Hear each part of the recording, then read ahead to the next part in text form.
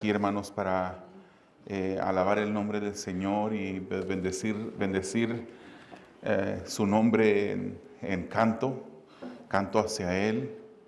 Y pues en esta mañana veo que hoy en día todos los hermanos que están aquí son personas que ya son personas regulares o personas que ya nos han visitado anteriormente. Y si no veo a alguien por ahí, alguien por ahí me levanta la mano y me avisa. Pero sean todos bienvenidos en esta mañana y entremos a la palabra del Señor, hermanos. ¿Tienen sus Biblias con ustedes, sus espadas? Amén. Abrimos nuestras Biblias en el libro de Marcos, capítulo 10. Y vamos a estar viendo una historia en esta mañana de un joven rico. Un joven que tenía muchas posesiones. Comenzando con el versículo 17 hasta el versículo 31, ya hemos orado, ya hemos cantado al Señor, ya le hemos pedido al Señor su dirección y seguimos en confianza en Él solamente y pidiéndole que Él hable en nuestras vidas. Quisiera compartir con ustedes este mensaje titulado La avenida que conduce al cielo. La avenida que conduce al cielo. Y vamos a estar viendo los versículos 17 al 31. El bosquejo de esta mañana es así más o menos, del versículo 17 al versículo 22. Vamos a estar examinando y viendo una búsqueda de alguien en este pasaje. Luego vamos a ver los versículos 23 al 25 y vamos a ver cómo ese camino por donde esa persona iba buscando es un camino de muerte. Y finalmente el versículos 26 al 31 vamos a ver los señalamientos del camino. Los señalamientos del camino. No sé cuántos de ustedes han leído la obra, el libro, El progreso del peregrino. Es un libro antiguo, escrito por un puritano, John Bunyan.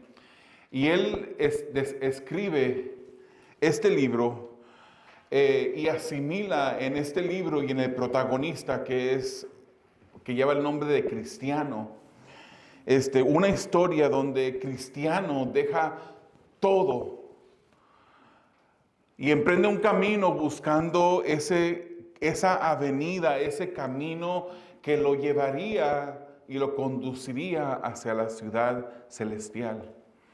Pero en el camino cristiano recibe muchos contratiempos y se encuentra con religiosidad, se encuentra con peligros del camino, todas las cosas que una persona en su caminar con Cristo o a Cristo encontrará. Cosas que son peligrosas, pecados que tratan de desviar su camino para que no llegara a esta ciudad celestial, hermanos. Como cristianos nosotros, y así como Cristiano, el protagonista de esta obra, hay muchos que hoy en día buscan esa salvación. Algunos la han encontrado, mientras que otros siguen buscando esa salvación a su manera. Otros se encuentran en el camino, mientras que muchos son engañados por las cosas de este mundo que solamente llevan a la destrucción. Solo hay una avenida que nos lleva al cielo. Y hoy veremos cómo podemos comprobar si nosotros que vamos en este camino, en esta vida, vamos rumbo a esa ciudad celestial. Si vamos por la avenida correcta o vamos por otras avenidas que hemos inventado los humanos. Usted sabe que en el tiempo del Imperio Romano, el Imperio Romano fue un imperio grandísimo que avanzó la tecnología, avanzó las carreteras y de hecho en el Imperio Romano todas las carreteras de todas partes del imperio siempre terminaban en Roma. De ahí viene ese dicho que dice que todos los caminos nos llevan a Roma. Y hoy en día hay personas que han modificado un poquito ese dicho y han dicho, bueno, todos los caminos nos van a llevar a Dios. Simplemente tienes que ser una persona que sea honesta, sincera. Y un día llegarás al cielo. Un día podrás encontrar esa ciudad celestial que todos añoramos. Pero están sinceramente equivocados. El primer punto de esta mañana Abarca los versículos 17 al 22 y se titula Se busca camino a la vida eterna. Lea conmigo el versículo 17 al versículo 22 que dice de esta manera. Cuando Jesús salía para irse, vino un hombre corriendo y arrodillándose delante de él le preguntó, Maestro bueno, ¿qué haré para heredar la vida eterna? Jesús le respondió, ¿por qué me llamas bueno? Nadie es bueno sino solo uno, Dios.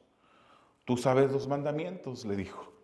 No mates, no cometas adulterio, no hurtes, no des falso testimonio, no defraudes, honra a tu padre y a tu madre.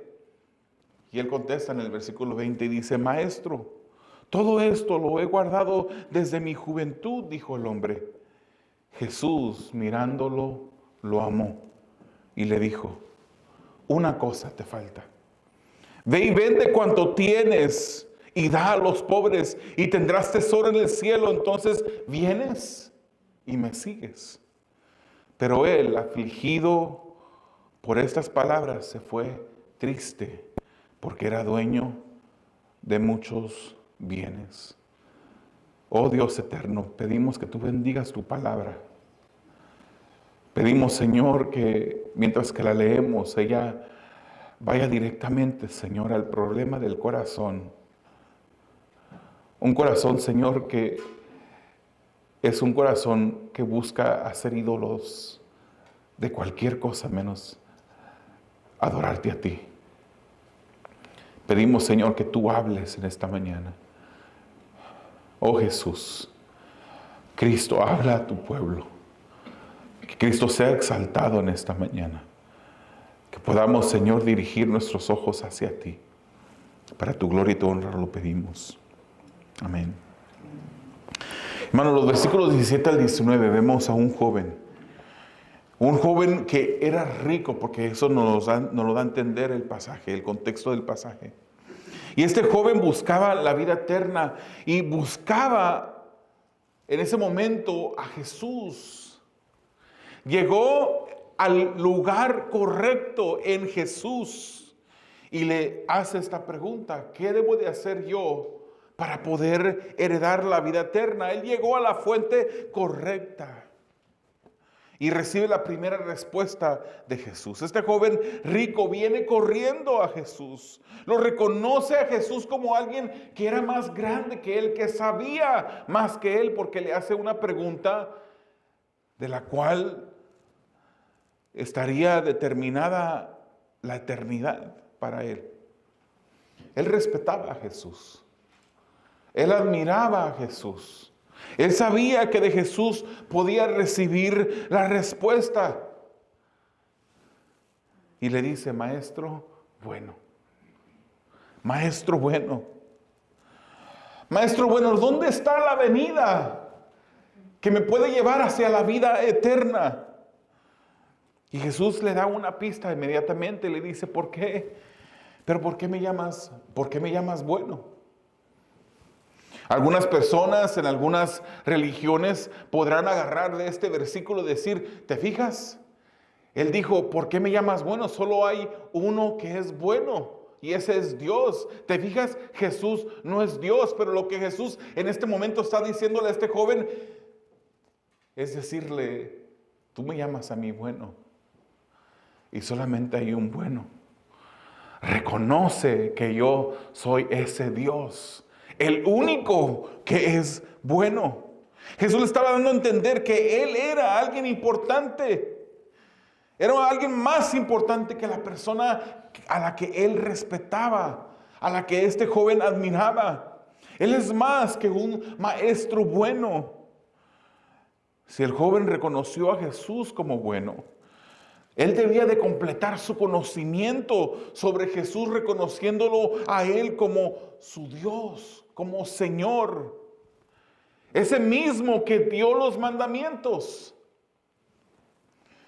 Jesús entonces le dice que una manera de lograr tener vida eterna es por obras. Esa es la contestación de Jesús. Que guardara la ley perfectamente. Que no tuviera ningún pecado. Y le da una lista, le menciona algunos de los mandamientos. Le dice, no asesines. No cometas adulterio. No agarres las cosas que no son tuyas. No robes. No mientas. Honra a tus padres y podrás. El joven rico contesta con toda seguridad y le dice, Señor, todo esto he guardado desde mi juventud. El joven creía que era lo suficientemente bueno para poder heredar la vida eterna. Hermanos, reconozcamos el carácter moral de este joven rico. Era una persona moral. Era una persona que quizás si nosotros la tuviéramos a nuestro lado, uno diría, esta es la mejor persona que he conocido yo en mi vida. Es una persona moral que no miente, es una persona que no toma lo que no es de él, es una persona que honra a sus padres perfectamente. Era una persona moral. Este joven a la vista de la sociedad era una persona honorable, era una persona buena. Pero la moralidad, hermanos, la buena moralidad nunca salvó a nadie. Jesús entonces lo mira con ojos de amor. Dice la palabra, Jesús lo amó. Lo mira con ojos de amor, hermanos. Dios es un Dios que es justo. Es un Dios de ira.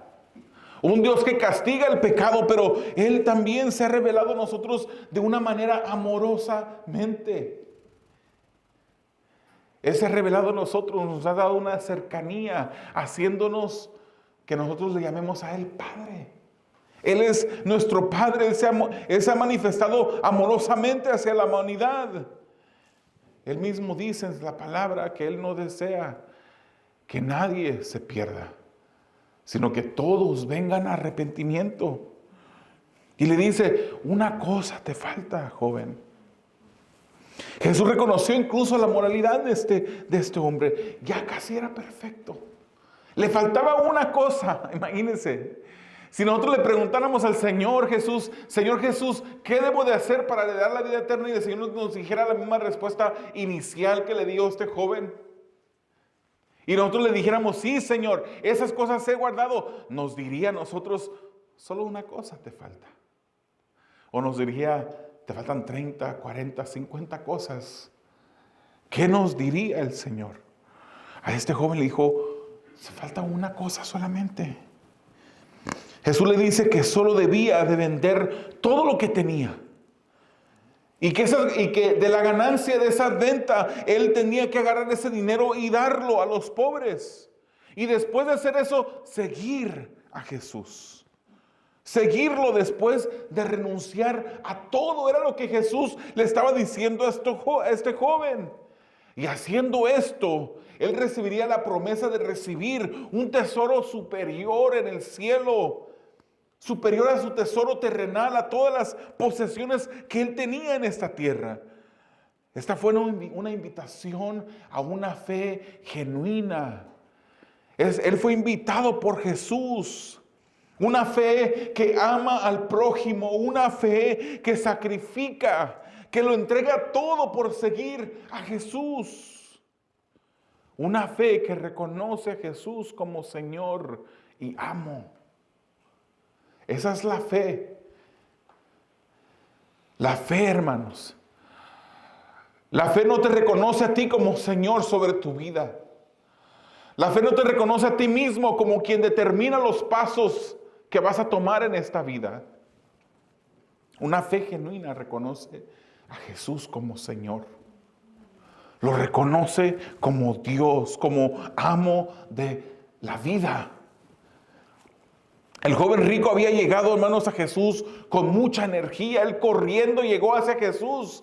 Seguramente como muchas otras personas había escuchado que Jesús andaba cerca y corrió hacia donde estaba Jesús. Incluso se arrodilló delante de él. Pero cuando Jesús le da esta respuesta, esa energía con la que él llegó, se apaga. Las palabras de Jesús lo afligieron, lo entristecieron. Y la palabra del Señor dice que esta fue la reacción de él porque él poseía mucho. Él tenía muchas posesiones. Era una persona rica. Vender todo, regalar todo lo que tenía, dejarlo todo para seguir a Jesús, era demasiado para él porque amaba más sus posesiones que lo que amaba a Dios. Amaba más lo que él tenía y la posición que las posesiones le concedían. El hombre que pensaba haber guardado los mandamientos es recordado por Jesús que debía de guardar el mandamiento principal y luego el segundo. Hermanos, Mateo, en el pasaje paralelo nos da un poquito más de detalle de lo que Marcos nos da. Mateo, cuando él registra estas palabras de Jesús, en los mandamientos que Jesús le dice a este joven escucha también un mandamiento más. Cuando le dice, no mates, no adulteres, honra a tu padre y a tu madre, él también le dice, amarás a tu prójimo como a ti mismo. Jesús le dice, si quieres ser perfecto, joven, te falta este mandamiento más. Este joven podía llegar a un estado de perfección. Podía llegar, aunque ya era culpable, hermanos, era un infractor de la ley, era un pecador. Este joven era moralmente un ejemplo, pero solamente le faltaba hacer algo para ser perfecto. Y si hubiese guardado esa cosa perfectamente, como todos los demás mandamientos, si los hubiese guardado perfectamente, él pudiese haber abrazado la salvación. La salvación que puede llegar por la perfección, la cual ninguno de nosotros tenemos. La Biblia es clara, hermanos. La Biblia nos adscribe culpabilidad. Nos dice que todos, absolutamente todos hemos pecado. Este joven había quebrantado solamente uno de los mandamientos. No había amado a Dios, no había amado a su prójimo. Y Santiago nos dice, hermanos, en el capítulo 2, versículo 10, porque cualquiera que guarda toda la ley, pero falla en un punto, se ha hecho culpable de todos, ha quebrantado toda la ley. Es como si hubiese quebrantado toda la ley. Solo le faltaba cumplir aquello que resume toda la ley: amar a Dios por sobre todas las cosas y amar al prójimo como a él mismo. Pero este joven se le hizo mucho. Fue un precio demasiado alto para pagar para este joven. Esas son palabras del Señor Jesús para nosotros, hermanos.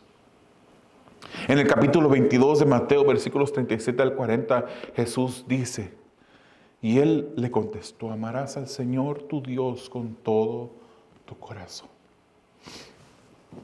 y con toda tu alma, y con toda tu mente. Este es el grande y primer mandamiento. Y el segundo es semejante a este. Amarás a tu prójimo como a ti mismo. Y Jesús entonces dice, de estos dos mandamientos dependen toda la ley y los profetas.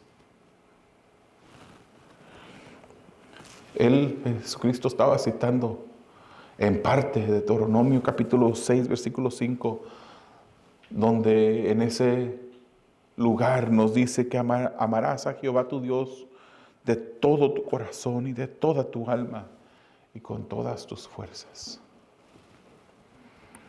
Si el Señor Jesús estuviese presente visiblemente enfrente de nosotros en este momento y nos dijera, solamente es necesario amarme a mí con todo tu corazón, con todas tus fuerzas, con todo lo que eres, con toda tu alma, podríamos mirar al Señor Jesús a la cara y decirle, he guardado ese mandamiento. O caería nuestra vista para abajo. miraríamos hacia el suelo y dijéramos, somos culpables, Señor. No te hemos honrado. No te hemos amado como tú deseas que te amemos. Eso es lo que Jesucristo le estaba diciendo a este joven. Que fuera a llamar a sus prójimos y luego siguiera y lo amara a él, lo siguiera a él. Le dijo que fuera a cumplir el segundo mandamiento para luego demostrar el primero y más grande mandamiento y lo siguiera. Pero este joven no pudo hacer el segundo, y si no pudo hacer el segundo, mucho menos podía hacer el primero. Juan, en su primera carta, capítulo 4, versículos 19 al 21, nos dice, si alguien dice, yo amo a Dios, pero aborrece a su hermano. Palabra fuerte, hermano. Dice, es un mentiroso. Si alguien dice, yo amo a Dios, pero aborrece a su hermano, es un mentiroso, porque el que no ama a su hermano, ¿a quien ha visto? No puede amar a Dios a quien no ha visto. Este joven era casi perfecto, pero al final estaba tan perdido como el peor de los pecadores. Había guardado casi todos los mandamientos, pero se descuidó en el pecado que ofende la santidad de Dios. Él hizo de su riqueza un ídolo y ofendió a Dios. Algunos de nosotros podremos decir, no tenemos nosotros riquezas. Soy una persona de escasos recursos.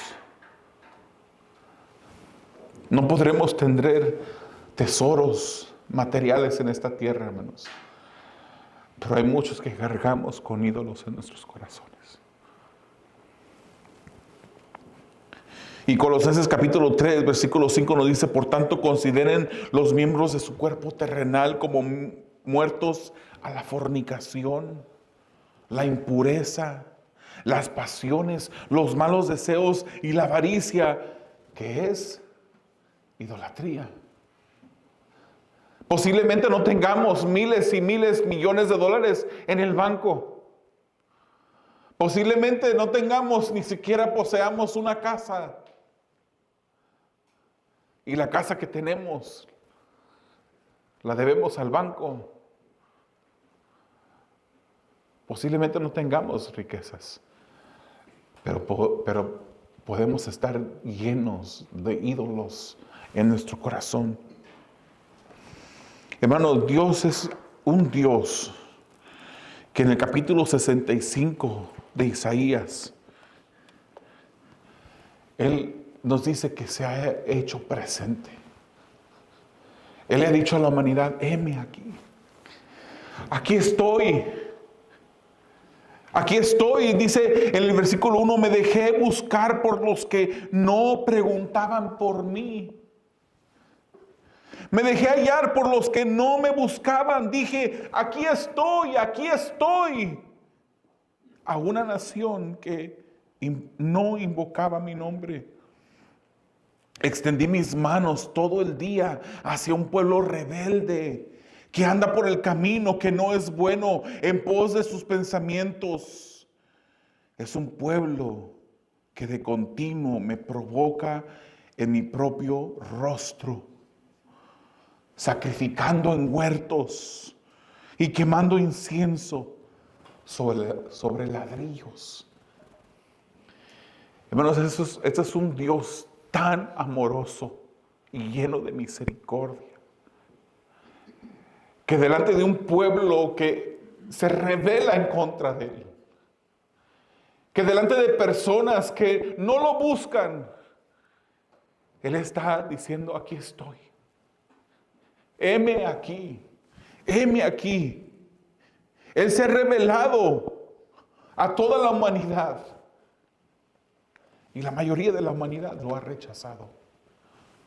Porque han preferido sus ídolos.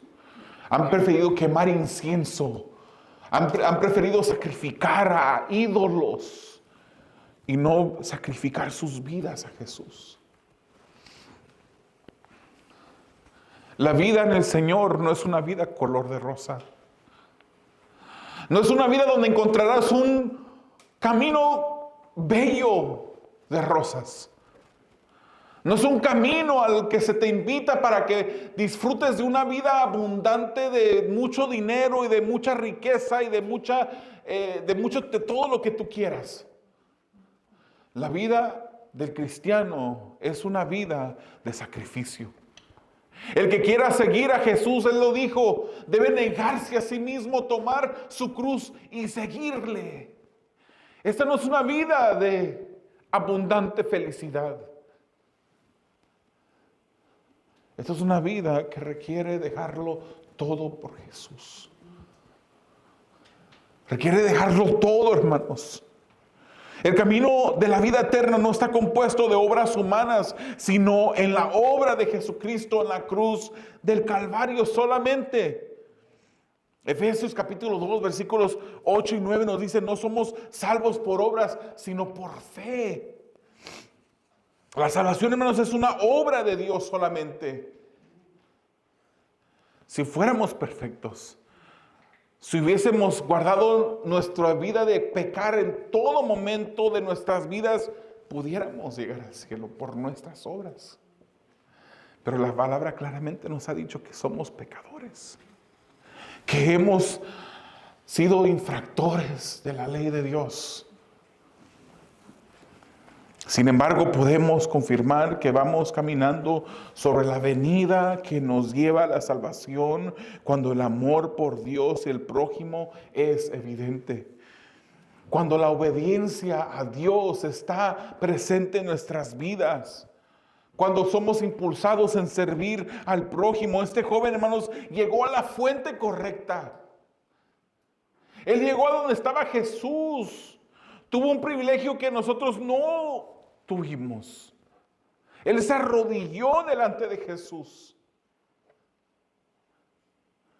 Pero al final no lo siguió. Hay muchos que posiblemente llegan a la iglesia, llegan a la fuente correcta para escuchar el mensaje donde Cristo es predicado. Pero el mensaje de salvación es demasiado. Hay algunos que siguen el camino de religiosidad, que piensan que están en el cristianismo porque allí es donde pueden recibir bendición de Dios. Están siguiendo a Dios simplemente por lo que Dios les puede dar. Pero ese camino es un camino de sacrificio, donde Dios nos llama a dejarlo todo por Él. Versículos 23 al 25 de este capítulo de Marcos 10. En el segundo punto, el camino de obras es camino de muerte. En inglés, hermanos, un camino que no nos conduce sin salida, se le dice dead end. Dead end. Esto es algo que si habláramos inglés, este punto lo entenderíamos mejor, porque el camino que no nos lleva a Jesús nos lleva a un dead end, a la muerte. Dice el versículo 23, Jesús mirando en derredor dijo a sus discípulos, qué difícil será para los que tienen riquezas entrar en el reino de Dios. Los discípulos se asombraron de sus palabras, pero Jesús respondiendo de nuevo les dijo, hijos, qué difícil es entrar en el reino de Dios. Es más fácil para un camello pasar por el ojo de una aguja que para un rico entrar en el reino de Dios. Y Él se dirige a sus discípulos ahora. Jesús contempla, hermanos, la dificultad para que un rico entre en el reino de los cielos. Y es algo, hermanos, que también podemos ver escrito por el apóstol Pablo en la primera carta a Timoteo, capítulo 6, versículo 10, donde dice, porque la raíz de todos los males es el amor al dinero, por el cual codiciándolo algunos se extraviaron de la fe y se torturaron con muchos dolores. Estas palabras de Jesús, hermanos, causaron un gran asombro para los discípulos. Y Jesús les repite, les agrega claridad y les dice, qué difícil es entrar en el reino de los cielos, en el reino de Dios. Y Él les dice, es más fácil que un camello entre en el ojo de una aguja que para un rico entrar en el cielo. ¿Cuántos quieren ser ricos?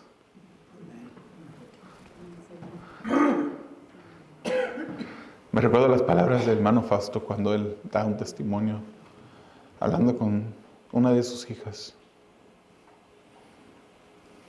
Y él le dice, si yo fuera rico, el padre que ustedes tienen no fuera el mismo. Y yo voy a interpretar con el permiso de mi hermano sus palabras. Él está diciendo a su hija, pues sí, tú encuentras errores en mí.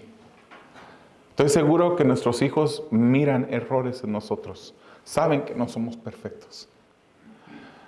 Pero tienen a un Padre que ha sido transformado por Jesucristo.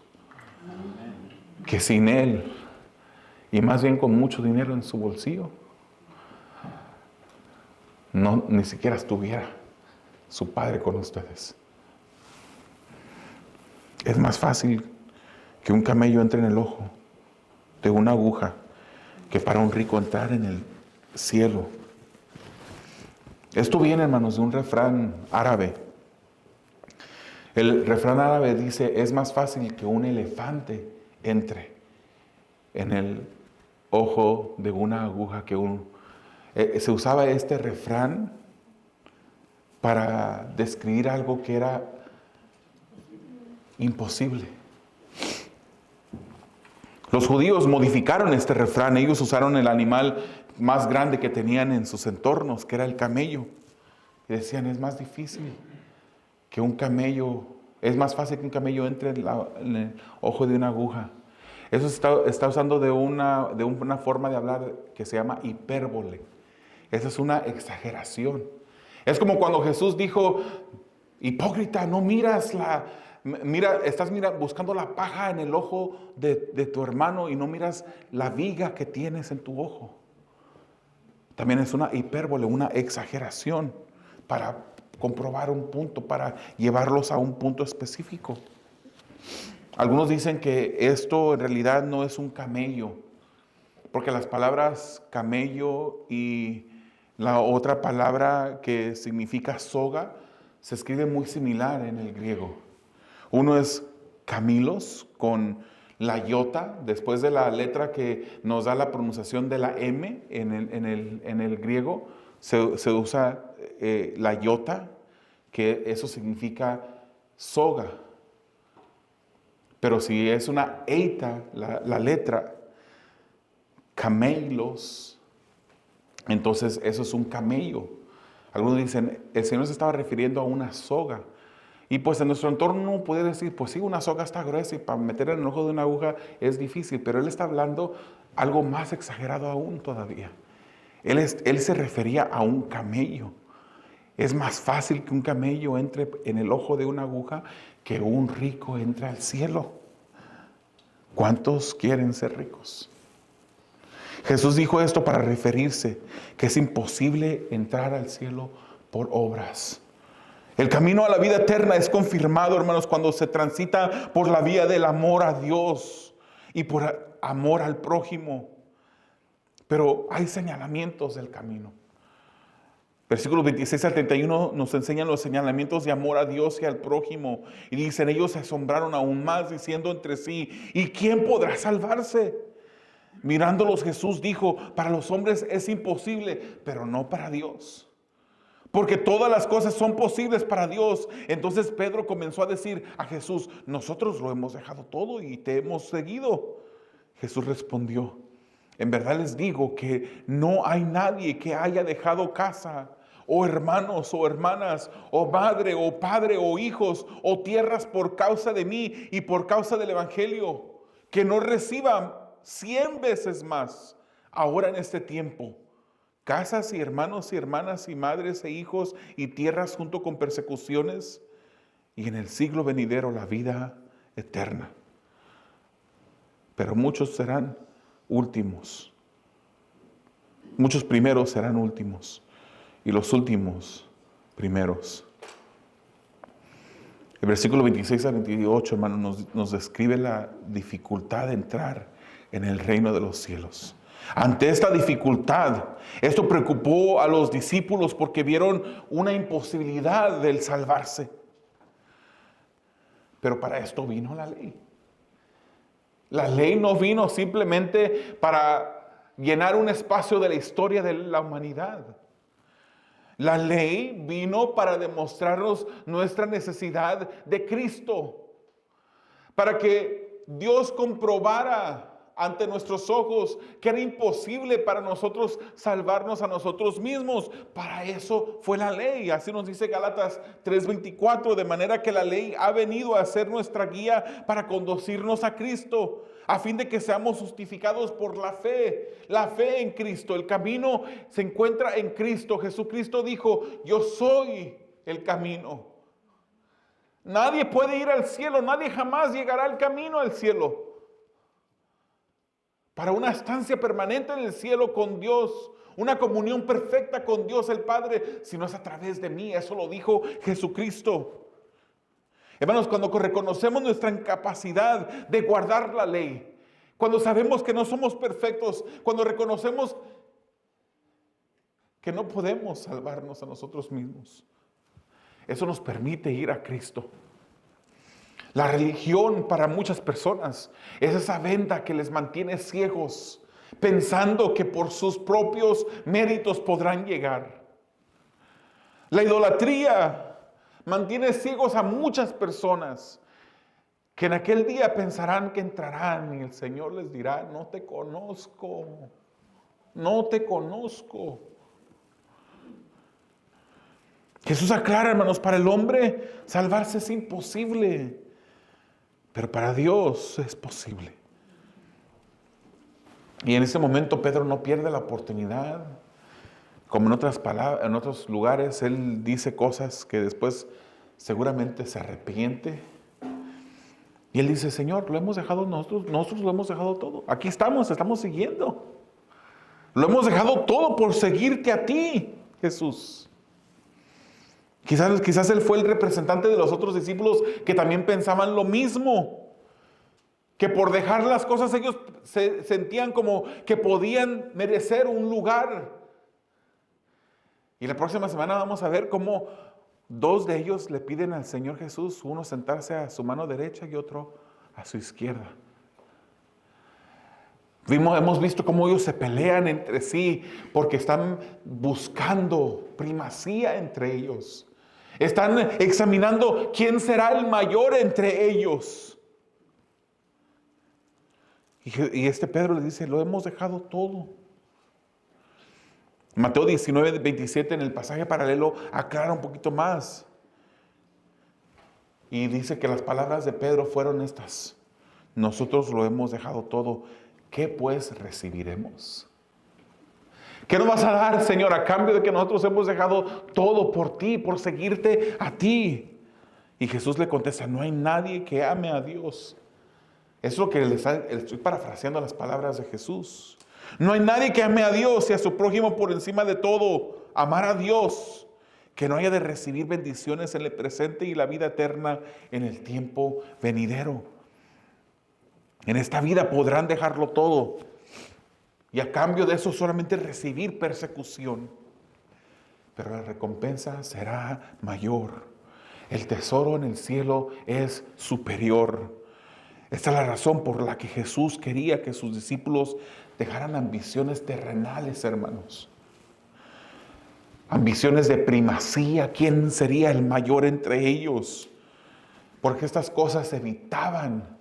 Eran un estorbo para que ellos miraran el camino correcto hacia el cielo.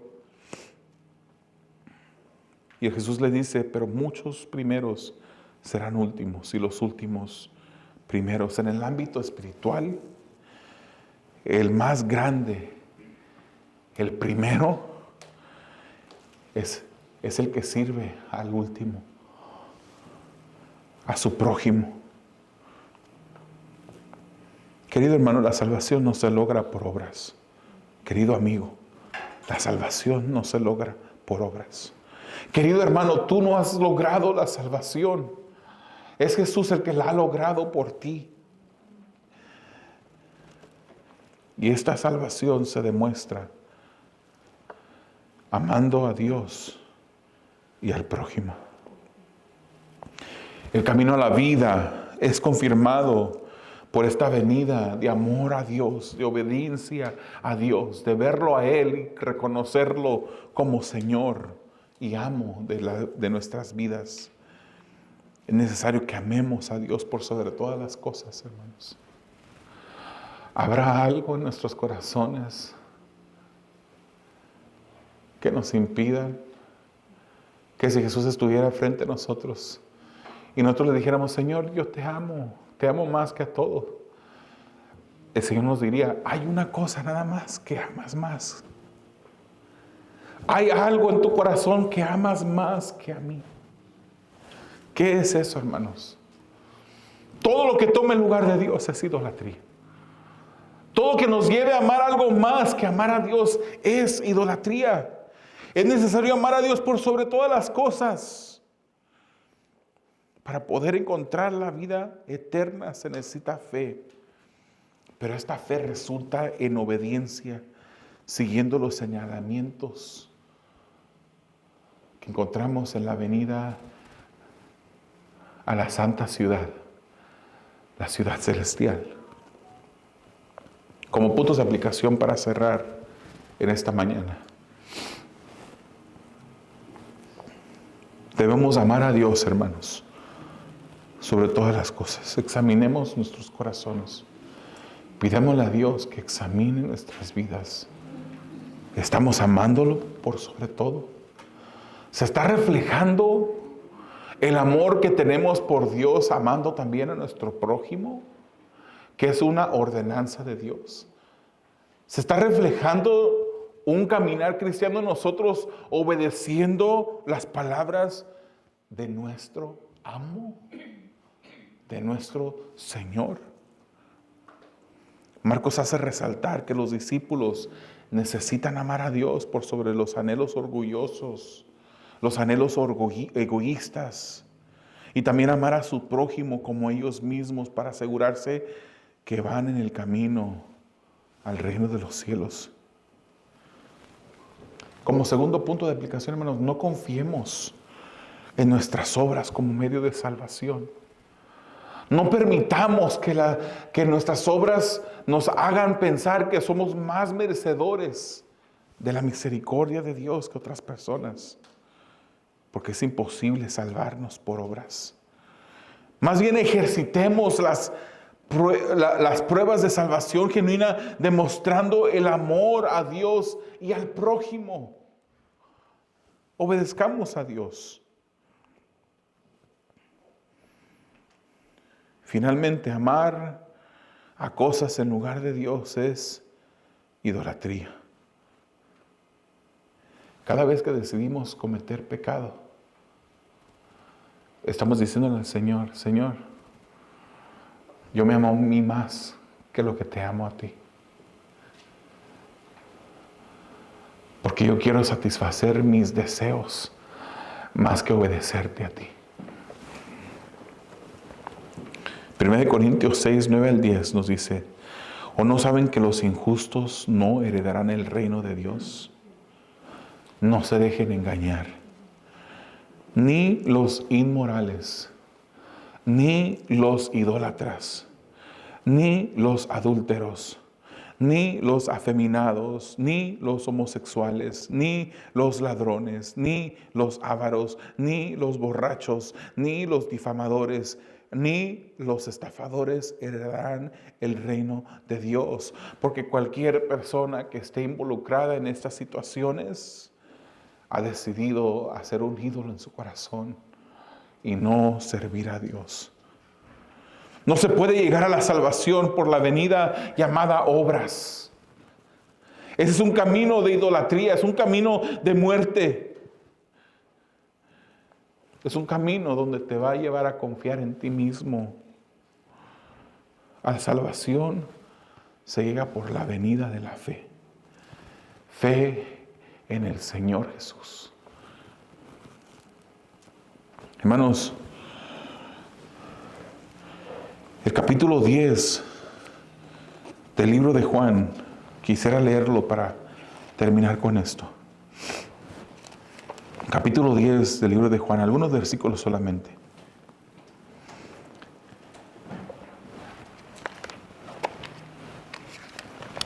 Y dicen de esta manera: en verdad les digo que el que no entra por la puerta en el redil de las ovejas, sino que sube por otra parte, ese es ladrón y salteador. Pero el que entra por la puerta es el pastor de las ovejas. A este le abre el portero y las ovejas oyen su voz. Llama a sus ovejas por nombre y las conduce afuera. Hemos escuchado la voz del pastor. El versículo 11 dice: yo soy el buen pastor. El buen pastor da su vida por las ovejas. Él es el buen pastor. Y el versículo 14 dice: yo soy el buen pastor y conozco mis ovejas. Y ellas me conocen, al igual que el Padre me conoce y yo conozco al Padre y doy mi vida por las ovejas. Pero él también dijo: tengo otras ovejas que no son de este redil. A estas también yo debo traerlas. Y oirán mi voz y serán un rebaño con un solo pastor. Si escuchas hoy su voz como una oveja de Él, atiende a la voz del Señor Jesús que nos llama en esta mañana. Cerremos nuestros ojos, inclinemos nuestro rostro. Señor, te damos gracias por tu palabra. Te damos gracias, Señor, por esta palabra que trae transformación a la vida de aquel que está perdido. Te damos gracias, Señor, por esta palabra que trae convencimiento por la obra de tu Espíritu Santo, Señor, aquel que está muerto en sus delitos y pecados. Y oramos, Señor, para que tú traigas vida en este momento. Trae vida donde hay muerte. Resucita, Señor, así como resucitaste a Lázaro. Cuando tú llamaste y le dijiste: sal fuera. Señor, que las vendas que encarcelan a aquellos que están muertos caigan en este momento. Que tú declares vida, Señor, en aquellos, Señor, que tú has predestinado a ser tus ovejas. Mis ovejas oyen mi voz, dice su palabra. Tu palabra así lo dice, Señor, y te escuchan y te siguen. Señor, muchos en este lugar, Señor, muchos que escucharán este mensaje, Señor, piensan que van por el camino correcto. Te pedimos, rogamos que tú les des vida, Señor. Que puedan entender, Señor, que el camino por obras no es camino de salvación.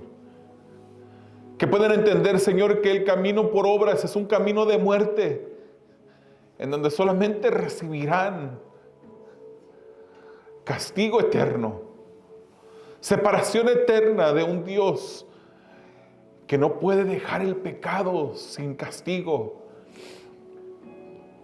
Pero que vengan, Señor, arrepentidos a ti para salvación. Señor, los que somos tus hijos, tus ovejas, te pedimos, Señor, que nos guardes de caer en idolatría. Te pedimos, Señor, que nos guardes de pecar en contra de ti. De pensar, Señor, que nuestro camino y nuestra manera es mejor que lo que tú nos has dicho en tu palabra. Perdónanos, Señor. Perdónanos, Señor, cuando hemos tomado caminos equivocados, tratando de encontrar atajos hacia la vida eterna. Perdónanos, Señor, cuando nos hemos sentado en el trono de nuestro corazón, pensando, Señor, que somos señores de nuestras vidas. Cuando solamente tú eres el Señor y amo de nuestras vidas. A ti nos debemos. A ti debemos nuestra obediencia. Perdónanos, Señor. Y ayúdanos a honrarte. Y mientras que nuestro caminar, Señor, no sea perfecto, aún, Señor, cuando en la práctica te hemos fallado, Señor, muchas veces, perfecciona nuestro deseo. Perfecciona nuestro amor, Señor, por ti. Perfecciona nuestro amor por nuestro hermano, nuestro prójimo. Queremos honrarte, Señor. Queremos ser tuyos en totalidad. Ese es nuestro deseo. Esa es nuestra petición en esta mañana. Tu palabra claramente nos dice, Señor, que lo que pidamos en tu nombre, creyendo, y que esté de acuerdo a tu voluntad, Señor, tú lo darías. Es tu voluntad, Señor, que te obedezcamos. Crea en nosotros un corazón obediente. Creemos que tú lo puedes hacer, Señor. Y lo pedimos, Padre, en el nombre de Jesús. Amén.